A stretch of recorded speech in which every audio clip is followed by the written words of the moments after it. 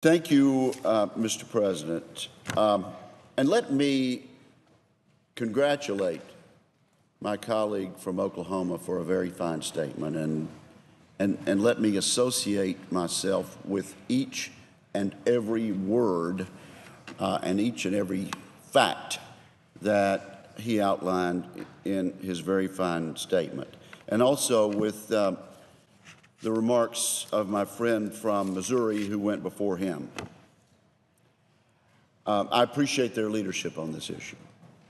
And let me at this point also give a salute to the First Amendment to the Constitution of the United States, to the right of freedom of speech, which we have seen exercised in this building and in this nation during the course of this debate. The freedom granted to petition the government for redress of grievances. We have seen examples of that.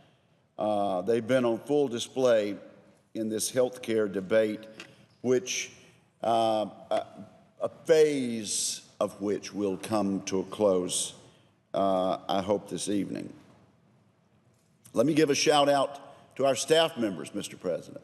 They have fielded thousands, if not tens of thousands, of phone calls, letters, emails, visits from Americans exercising their rights under the First Amendment.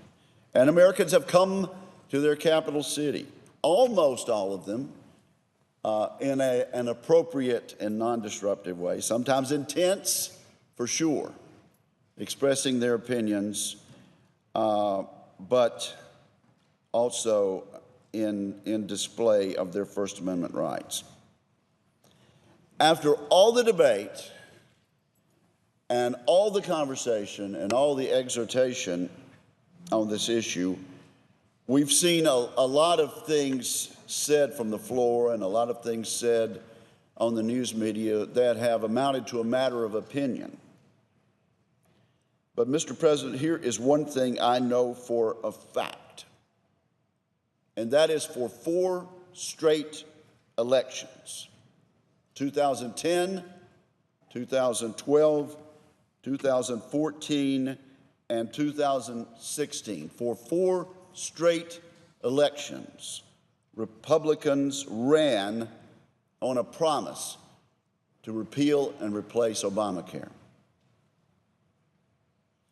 We ran on that platform, and for 4 straight elections, Republicans prevailed at the ballot box on the strength of that platform.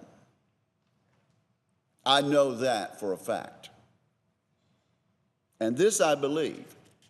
Millions of Americans are at work today, or at home, or getting home from their offices, from their shops, from their factories, and they are turning on the media, they're checking online, they're turning on the radio, and they are wondering if a campaign promise is going to be kept by this party that they have given the reins of government to in 4 straight elections.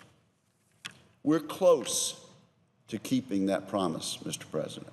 We're closer than we've ever been. And we can take a big step tonight on making good on that promise. Now, it's not just a matter of keeping a promise, but I will say to my colleagues that it is important that this platform be honored. Mr. President, I'm told that I need to ask for consent to speak for 10 additional minutes. There are no other people from the other side without objection asking for consent.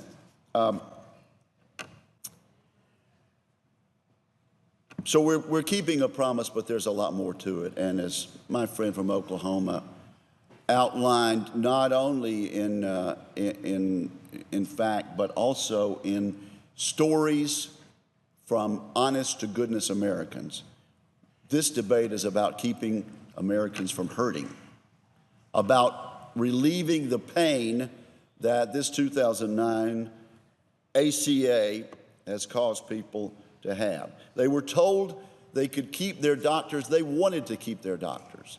And it turns out they lost their doctors. They were told they could keep their health care plans. They liked their health care plans, and in fact, they were not able to keep their health care plans. And they were told that their premiums would go down. And we've seen chapter and verse, as the gentleman from Oklahoma so forcefully outlined, of the dramatic, drastic, unspeakable increase in premiums that Americans have undergone. They were told they'd have choice when it came to health insurance, and they've not had that choice. They've lost their freedom to make their own health care decisions, and that has been sacrificed in favor of a big government approach. So people are hurting, as has been explained on the floor tonight. Families in my state who do not have employer-based health insurance are paying nearly $3,000 more per year in premiums than they did 4 years ago. In my state, it's a 116% increase in premiums under the Affordable Care Act over this short period of time. I guess we should be thankful that we're not the 201% increase in premiums that our neighbors from Oklahoma have, or the 223% increase in health care premiums that our neighbors across the line in the state of Alabama have. But still, it's pretty bad wherever you go. And they were told, and this program was sold on a promise of reducing health care premiums. And as has also been pointed out, 6 million independent-minded Americans have just said, I will not purchase this required insurance. I will pay the penalty instead. The Supreme Court says it's a tax. We know it's a penalty, but it comes right out of their pockets. But they're doing that many times because they're independent-minded, but many times because it's the only thing they can afford. So Americans are hurting. Americans from Missouri and Oklahoma and Mississippi are hurting, and they're hurting all across America. My Republican colleagues know this. My Democratic colleagues know this, and they say, well, the ACA needs adjustment, it needs some help. But what's their solution? I think we're beginning to know, based on statements made and based on information coming forward, that our Democratic friends really want a single-payer system. That's their solution to the failed Obamacare system that we have now. A British-style, European-style, government-run insurance for all program. I don't think we need that in America. I don't think that's what Americans thought they were getting. Now, Mr. President, my wife and I have never moved our family to Washington, D.C. We've kept our home on the same street in Washington, in Tupelo, Mississippi, the whole time. We raised our kids in Mississippi. When the last bell rings this weekend, I'll be on a plane back home to my state, moving around the state, talking to Mississippians, speaking to people that gave me this great opportunity to serve in this great body and this great system of government. I want to be able to tell them when I go home after this vote that I've taken a big step in keeping the federal government out of the business of deciding health care for their families. I want to be able to tell them that they're now going to have more options to choose the plan that works for them.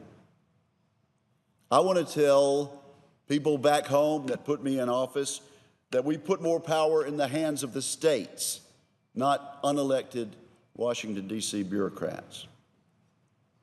I want to be able to tell them that we've passed a bill that, as my friend from Oklahoma says, answers the concerns about pre-existing conditions and takes care of those people with low incomes who need assistance in buying insurance. And I want to assure the people back in my home state and all across America, as my friend from Oklahoma just did so eloquently, that the Medicaid program will continue. As a matter of fact, it will continue to grow, but at a rate that is more sustainable, so that we can afford it today and so that we can afford the Medicaid program in future generations. This has taken long hours of give and take. It may take more long hours in debate tonight and in conference with the House, but we can get there. I see the solution formulating, and I am as optimistic as I've ever been that we'll be able to keep this four-election promise that we've made. These reforms are now within reach. We should take advantage tonight, Mr. President, of this opportunity to deliver on what was promised to the American people, to relieve Americans who are hurting from the current Obamacare system, and to give them a better opportunity for affordable and accessible health care. Thank you, Mr. President, and I yield the floor.